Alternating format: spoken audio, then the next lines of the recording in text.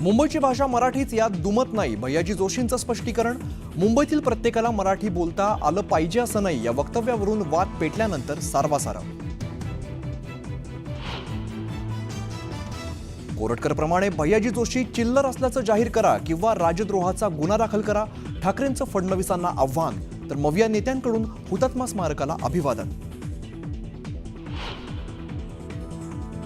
भैयाजी जोशींच्या वक्तव्यावरती राज ठाकरेंची आक्रमक पोस्ट.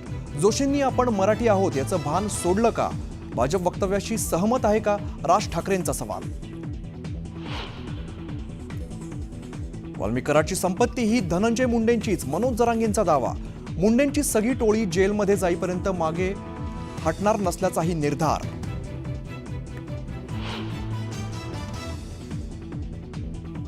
कृष्णा आंधळे जिवंत आहे की नाही मला शंका, पोलिसांनाही सापडत नसल्याने आंधळेचा खून झाल्याचा संशय.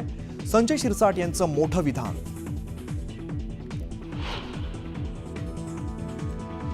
आमदार सुरेश दसांचा कार्यकर्ता सतीश भोसले विरोधात 2 गुन्हे दाखल.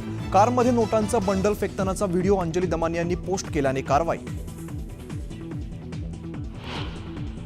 सतीश भोसलेवरती कारवाई व्हायलाच हवी, मारहाणीच्या घटनेचं समर्थन करणार नाही, आमदार सुरेश धस यांची प्रतिक्रिया.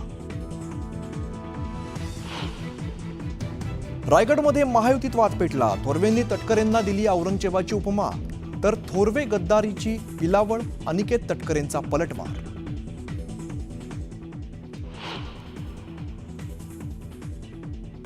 त्यांना धर्म बदलावा म्हणून त्यांचा छळ झाला, माझा पक्ष बदलावा म्हणून छळ झाला.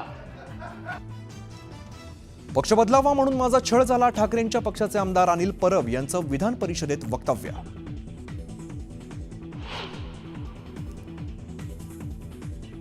मंत्री जयकुमार गोरेंकडून संजय राऊत रोहित पवारांविरोधात हक्कभंगाचा प्रस्ताव.